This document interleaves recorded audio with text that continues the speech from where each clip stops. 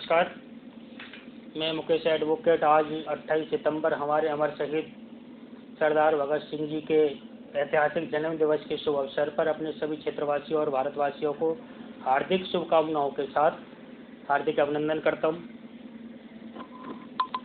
आप सभी जानते हैं कि भारत की पूर्ण आज़ादी का सपना हमारे अमर शहीद सुभाष चंद्र बोस, तात्या तोपे, राजगुरु भगत सिंह, सुखदेव, अशफाक उल्लाह, ऊधम सिंह, राम प्रसाद बिस्मिल, रानी लक्ष्मीबाई जैसे 6,32,000 से अधिक क्रांतिवीरों का था और 6,32,000 भारतीय वीर सपूतों ने देश की आज़ादी के लिए अपने प्राणों की आहुति दी। इनमें से सर्वोच्च शिखर पर शहीद आजम का खिताब हमारे अमर शहीद सरदार भगत सिंह जी को दिया गया।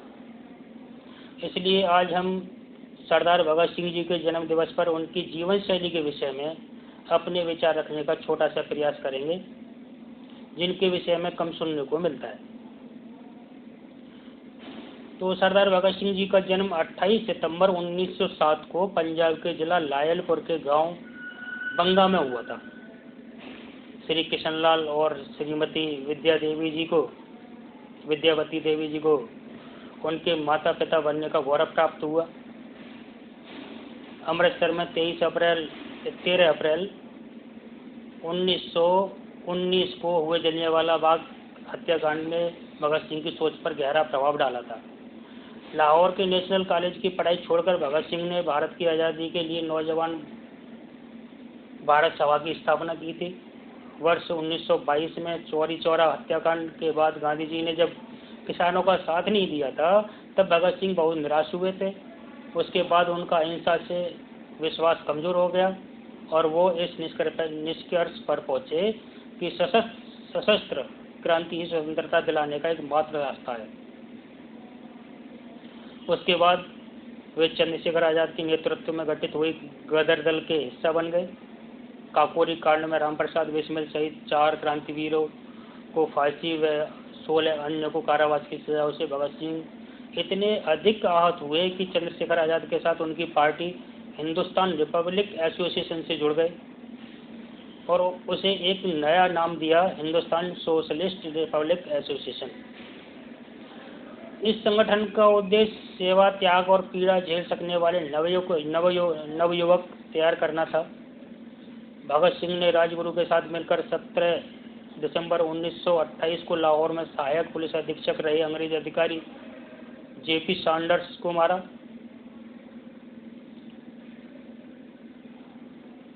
इस कार्रवाई में क्रांतिकारी चंद्रशेखर आज़ाद ने उनकी पूरी सहायता की थी। क्रांतिकारी साथी बटुकेश्वर दत्त के साथ मिलकर भगत सिंह ने वर्तमान नई दिल्ली स्थित ब्रिटिश भारत की तत्कालीन सेंट्रल असेंबली के सभागार संसद भवन में 8 अप्रैल 1929 को अंग्रेज सरकार को जगाने के लिए बम और पर्चे फेंके थे। बम फेंकने के बाद वहीं पर दोनों ने अपनी गिरफ्तारी भी दी। 1928 में साइमन कमीशन के बहिष्कार के लिए भयानक प्रदर्शन हुए। इन प्रदर्शनों में भाग लेने वालों पर अंग्रेजी शासन ने लाठीचार्ज भी की। इसी लाठीचार्ज से आहत होकर लाला लाजपत राय की मृत्यु हो गई। अब इनसे रहा न गया। एक गुप्त योजना के तहत इन्होंने पुलिस सुपरिंटेंडेंट स्कॉट को मारने की योजना सोची की योजना के अनुसार भगत सिंह और राजगुरु लाहौर कोतवाली के सामने व्यस्त मुद्रा में टहलने लगे। उधर जयगोपाल अपनी साइकिल को लेकर एक ऐसे बैठ गए जैसे कि वो खराब हो गई हो। गोपाल के इशारे पर दोनों सचेत हो गए। उधर चंद्रशेखर आज़ाद पास के डीएवी स्कूल की 4 दीवारी के पास छिपकर घटना को अंजाम देने में रक्षक का काम कर रहे थे। 17 दिसंबर 1928 को करीब 4:15 बजे एएसपी सैंडर्स के आते ही राजगुरु ने एक गोली सीधी उसके सर में मारी, जिससे वह पहले ही मर जाता। लेकिन तुरंत बाद भगत सिंह ने भी 3-4 गोली दागकर उसके मरने का पूरा इंतजाम कर दिया।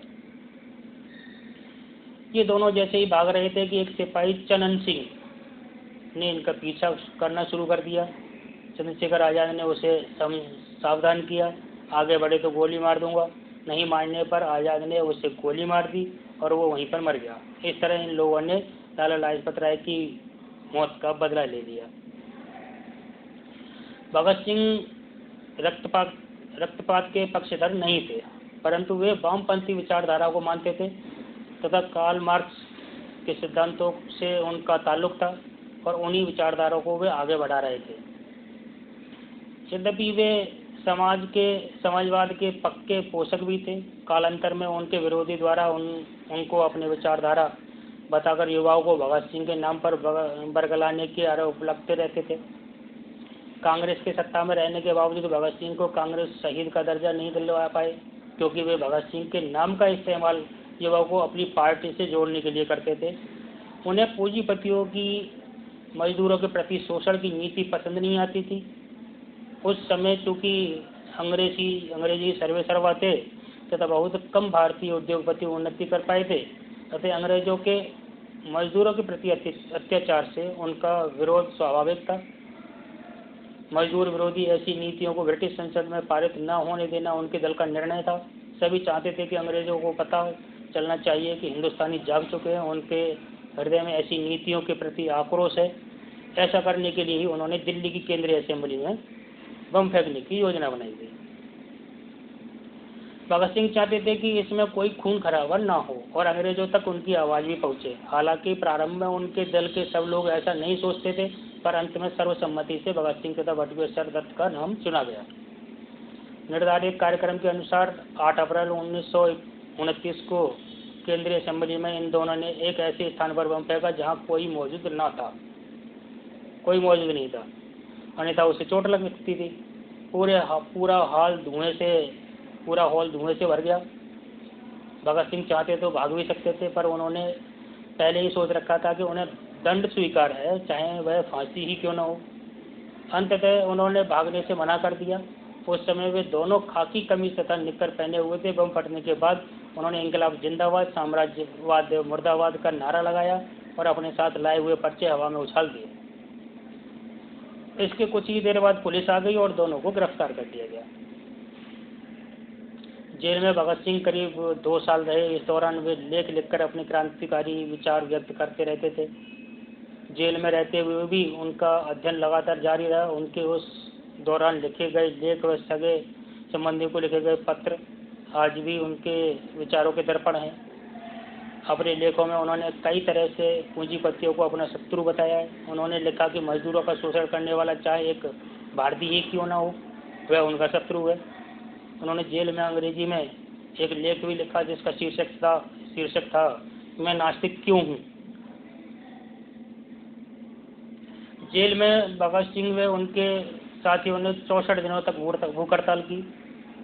उनके एक साथी यतेंद्रनाथ दास ने तो भूख हड़ताल में अपने प्राण ही त्याग दिए थे। मालूम हो कि अंग्रेजों की सरकार ने 1929 में ही भगत सिंह की फांसी तय कर दी थी और फांसी की तिथि 24 मार्च 1931 की सुबह निर्धारित की थी।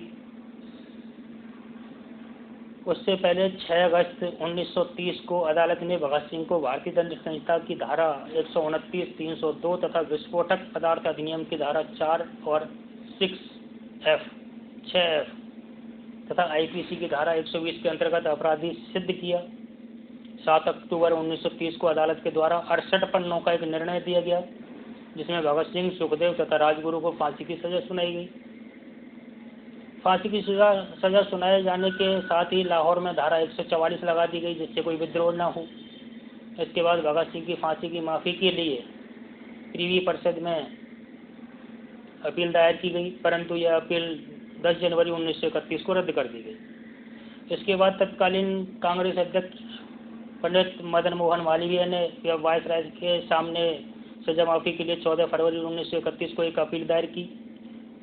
वह अपने विशेषाधिकार का प्रयोग करते हुए मानवता के आधार पर फांसी की सजा माफ़ कर दें। भगत सिंह की फांसी की सजा माफ़ करवाने के लिए महात्मा गांधी ने 17 फरवरी 1931 को वायसराय से बात की। फिर 18 फरवरी 1931 को आम जनता की ओर से भी वायसराय को के सामने विभिन्न तर्कों के साथ सजा माफ़ी के लिए अपील दायर की।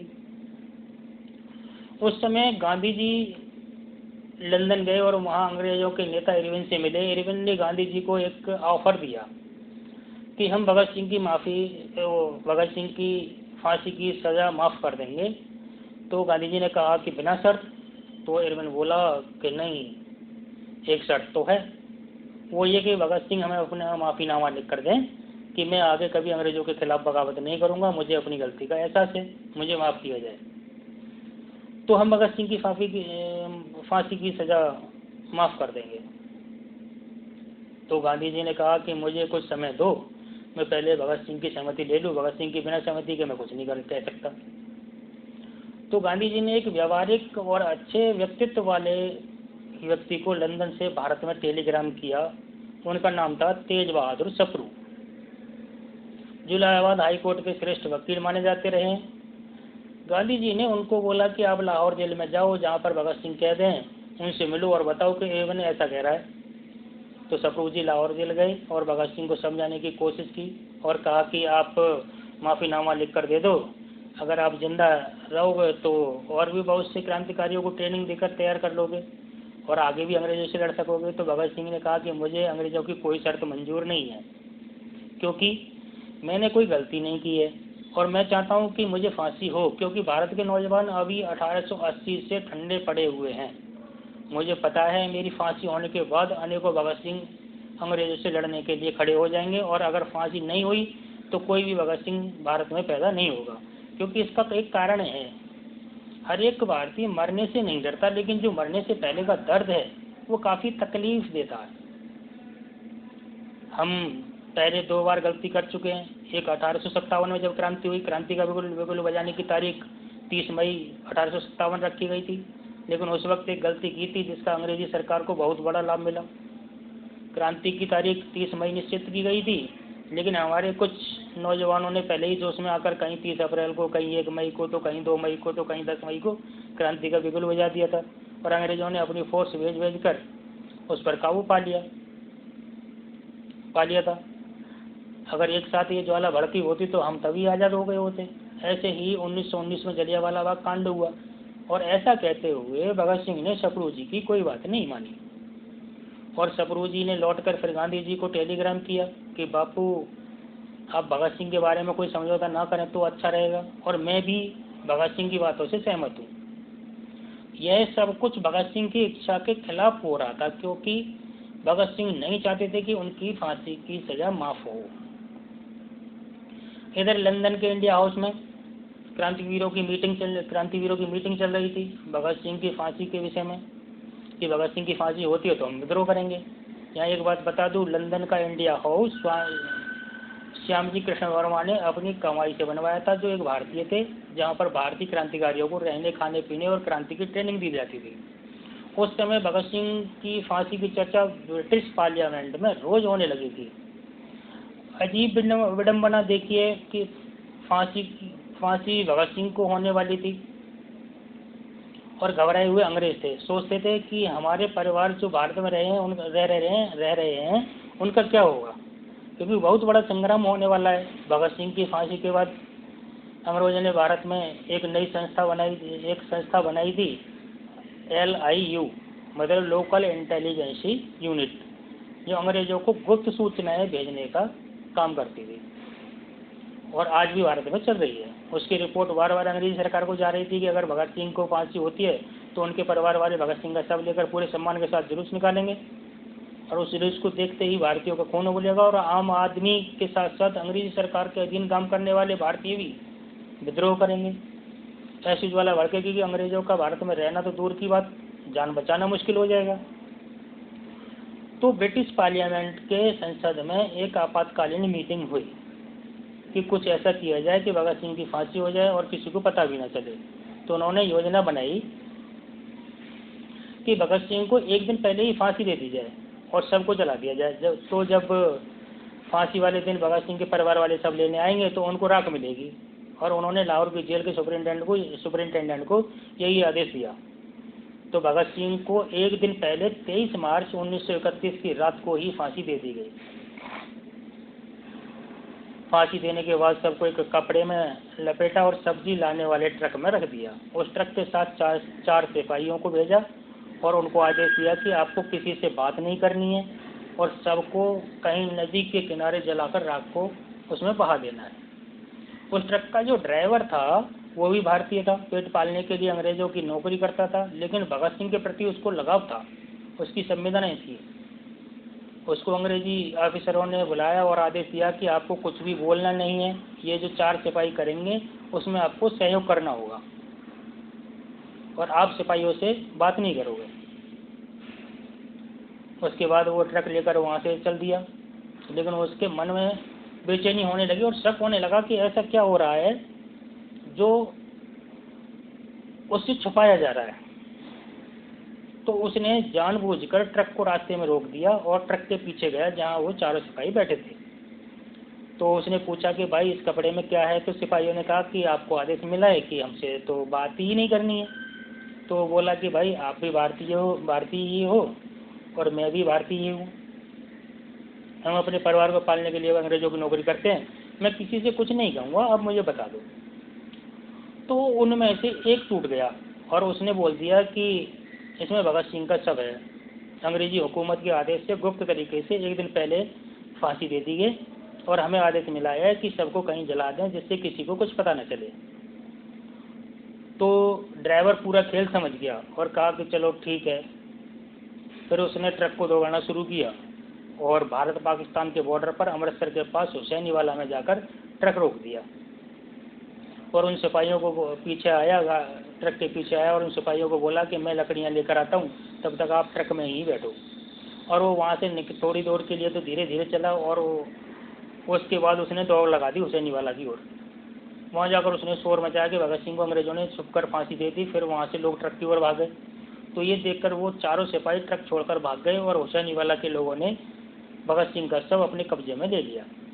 तब भगत सिंह के परिवार वालों की जगह उस ट्रक ड्राइवर को भगत सिंह का अंतिम संस्कार करने का सौभाग्य मिला और उस ट्रक ड्राइवर ने ही हुसैनीवाला में भगत सिंह का अंतिम संस्कार किया। आपको कभी मौका मिले तो जहाँ जाना वहाँ आज भी भगत सिंह की समाधि बनी हुई है, कभी जाओ तो माथा टेक कर आना समाधि पर। आज मैं बड़े गर्व और स्वाभिमान के साथ कह सकता हूँ कि हम उस देश के वासी हैं जहाँ सुभाष चंद्र बोस, तात्या तोपे, राजगुरु भगत सिंह, सुखदेव, अशफाक उल्लाह, उधम सिंह, राम प्रसाद बिस्मिल, झांसी की रानी बाई जैसे लगभग 6,32,000 से अधिक वीर पैदा हुए, और वो भी उस समय जब भारत की आबादी मात्र 27 करोड़ 89 लाख के करीब थी। और बड़े दुख और शर्म से सर झुकाकर कहता हूँ कि आज लगभग 135 करोड़ की आबादी में, लगभग 135 करोड़ की आबादी के भारत में हम उन्हीं वीर शहीदों को अपने संविधान में उनकी शहादत का दर्जा न दिला सके, उनको सम्मान न दिला सके। बड़े शर्म की बात है कि तात्या तोपे और रानी लक्ष्मीबाई के कातिलों के वंशज इस देश में एक नहीं 2-2 प्रदेश के मुख्यमंत्री रह चुके हैं और उन्हीं अमर शहीदों के वंशज बहुत गरीबी में जीवन यापन कर रहे हैं। जैसे तात्या तोपे के वंशज तो कानपुर में छोटी सी चाय की दुकान चलाकर अपने परिवार का पालन करते हैं और आधुनिक सरकारें संसद में बैठकर एक दूसरे की कमी निकालने में पूरा समय निकाल देती हैं। सरकारें आरक्षण जैसे मुद्दों को अपनी ढाल बनाती हैं, लेकिन मुझे कोई एक सरकार या राजनीति पार्टी का नाम बता दे जिसने शहीदों को संवैधानिक दर्जा दिलाने की बात कही हो या अपनी राष्ट्रभाषा हिंदी को संवैधानिक दर्जा दिलाने की पहल की हो। 6,32,000 लोग से अधिक वीरों ने देश की पूर्ण आज़ादी के लिए अपनी ज़िंदगी कुर्बान कर दी, अपनी शहादत दी, और बहुत शर्म की बात है कि उनका जो पूर्ण आज़ादी का सपना था वो आज भी अधूरा दिखाई देता है। अपनी बात को यहीं विराम देते हुए अपने महान क्रांतिकारी अमर शहीद भगत सिंह जी के जन्म दिवस पर सभी भारतवासियों को शुभकामनाओं के साथ जय हिंद, जय भारत, सभी को सादर नमस्कार।